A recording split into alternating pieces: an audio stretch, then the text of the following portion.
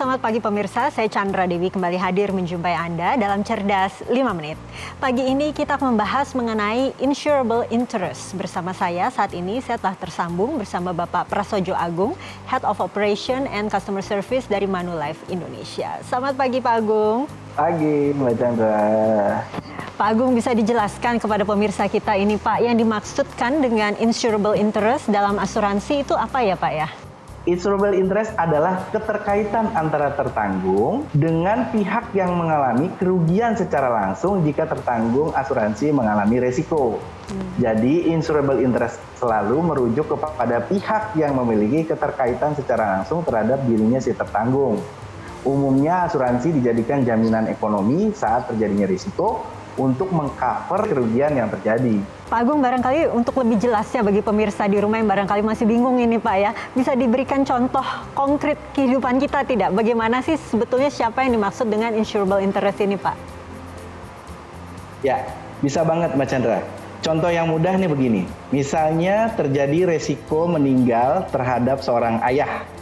Nah, ayah ini merupakan sumber pencari nafkah.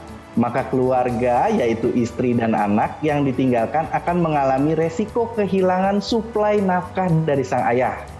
Nah, asuransi akan mengalih atau menanggung resiko tersebut dengan memberikan uang pertanggungan sebagai pengganti nafkah dari almarhum ayah tadi. Yang nantinya bisa berupa dana langsung sekaligus atau secara berkala sesuai dengan jenis produk yang diambil. Nah, istri dan anak yang tadi disebutkan itu merupakan insurable interest dari sang ayah. Jadi dalam artian tertanggung dan penerima manfaat ini memang harus memiliki insurable interest, begitu ya Pak ya? Mengapa demikian Pak? Insurable interest merupakan hak ekonomi secara langsung dengan tertanggung asuransi. Maka dari itu harus memiliki ketergantungan yang tinggi secara finansial antara si tertanggung dan penerima manfaat. Dengan kata lain, penerima manfaat adalah pihak atau orang yang mengalami kerugian finansial secara langsung ketika terjadi resiko terhadap tertanggung. Contohnya si ayah tadi, di mana istri dan anak langsung kehilangan income atau suplai nafkah dari sang ayah. Nah, istri dan anak itu memiliki insurable interest yang tinggi terhadap ayah. Tapi apakah insurable interest ini kemudian hanya terbatas pada istri dan anak Pak Agung, atau barangkali orang tua juga bisa disebut sebagai insurable interest atau bagaimana? Hubungan keluarga inti antara ayah, ibu, dan anak adalah insurable interest yang paling utama.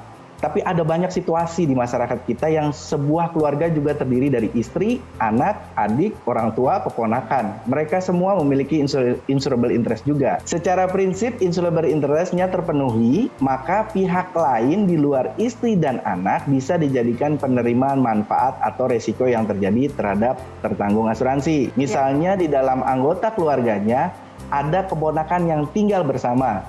Kebetulan keponakan tersebut sudah yatim piatu. Seluruh biaya hidupnya baik makan, sekolah, dan lain-lainnya disuplai dari sang ayah.